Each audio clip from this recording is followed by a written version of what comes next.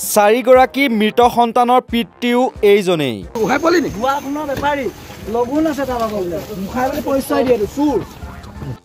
জীৱিত পঞ্চম সন্তানৰ পিতৃও এইজনেই। নামঘৰ চৌহদত কৃষ্ণমূৰ্তি চিঠি তামোল পাণো ৰাখিছিল এইজনেই। এইগৰাকী লগুণধাৰী বৰবায়নেই মিডিয়াৰ সন্মুখত অলৌকিক ঘটনাক লৈ বাইটো দিছিল। আৰু পৰৱৰ্তী ক্ষেত্ৰত গোসাঁইচৰ কাইলৈ আমাৰ আহিব জখলাবন্ধা সত্ৰৰ মূল সত্ৰাধিকাৰ প্ৰভু ঈশ্বৰ, আৰু তেখেতৰ নীতি নিয়মৰ মতে সবাহৰ আগদিনাখন আমাৰ সত্ৰতে মূৰ্তিভাগ স্থাপন কৰা হ'ব।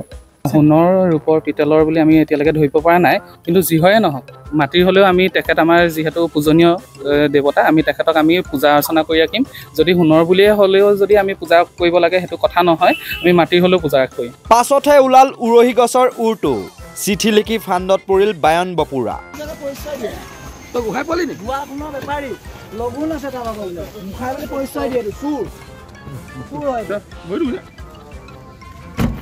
ঘটনাটো শিৱসাগৰ ৰুদ্ৰসাগৰৰ আঠাই সাগৰৰ। মঙলবাৰৰ দিনটোত ৰহস্যময়ী এখন বিশেষ চিঠি, 4যোৰ তামোল পাণ আৰু এটা সোণৰ বুলি দাবী কৰা ভগৱান শ্ৰীকৃষ্ণৰ মূৰ্তি উদ্ধাৰ হৈছিল এইটো বৰনামঘৰৰ সমীপত।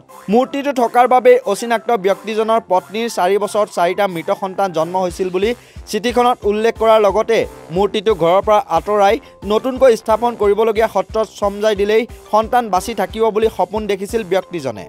পঞ্চম সন্তানটি জীৱিত অৱস্থাত জন্ম হোৱাত অচিনাক্ত ব্যক্তিজনে এৰি থৈ গ'ল মূৰ্তিটো।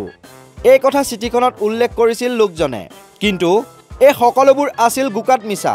এইটো ঠগ প্ৰবঞ্চকে ৰং চাইছিল গঞা ৰাইজৰ। দুদিনে হাৰাশাস্তি ভোগাইছিল সাধাৰণ ৰাইজক। এই মূৰ্তিভাগ আমি পৰীক্ষা কৰি চালোঁ, মূৰ্তিভাগ সম্পূৰ্ণ সোণৰ নহয় বুলি আমি প্ৰমাণ পালোঁ। আৰু আজি আকৌ এভাগ ৰাধাকৃষ্ণ মূৰ্তি আমি আকৌ পাইছোঁ, তেনেদৰে আগৰ দৰে পাইছোঁ। সেই ভাগো আমি পৰীক্ষা কৰি চালোঁ, সেই ভাগো সোণৰ নহয় বুলি আমি প্ৰমাণ পালোঁ।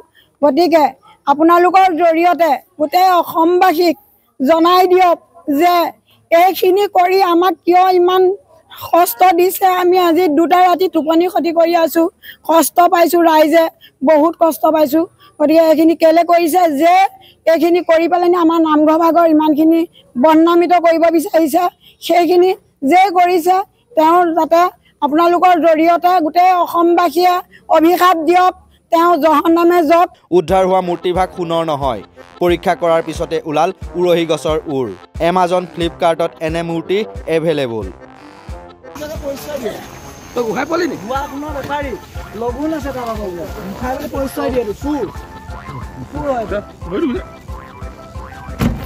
ধুৰন্ধৰ যুৱ বায়নজন ৰাজনীল হাজৰিকা। অৱশেষত মূৰ্তিটো নামঘৰ চৌহদত থোৱা চিঠি লিখাৰ কথা স্বীকাৰ কৰিলে ৰাজনীলে। ক্ষোভিত ৰাইজে জয়সাগৰ আৰক্ষীক চমজালে ৰাজনীলক। ৰাজনীল দাসৰ ঘৰ GGS চাৰিআলিত। আঠাইসাগৰ নামঘৰত জখলাবন্ধা সত্ৰৰ শাখা সত্ৰ স্থাপন কৰাৰ উদ্দেশ্যে বায়ন হিচাপে নিয়োগ কৰা হৈছিল ধুৰন্ধৰ ৰাজনীলক। বায়নৰ পদবীত থাকিও এনে নিকৃষ্ট কাণ্ড কৰি অৱশেষত নিজে ফান্দতো পৰিল আৰু কাপোৰ কানি কলা পৰি অন্তৰ পৰিল আঠাইসাগৰৰ কৃষ্ণমূৰ্তি ৰহস্যময়ী চিঠিৰ অধ্যায়। বোলো অ' হৰি অ' ৰাম, আগলৈ বায়নে নকৰক এনে নিকৃষ্ট কাম। শিৱসাগৰৰ পৰা পাৰ্শ্বতী গগৈৰ প্ৰতিবেদন, নৰ্থ ইষ্ট নাও।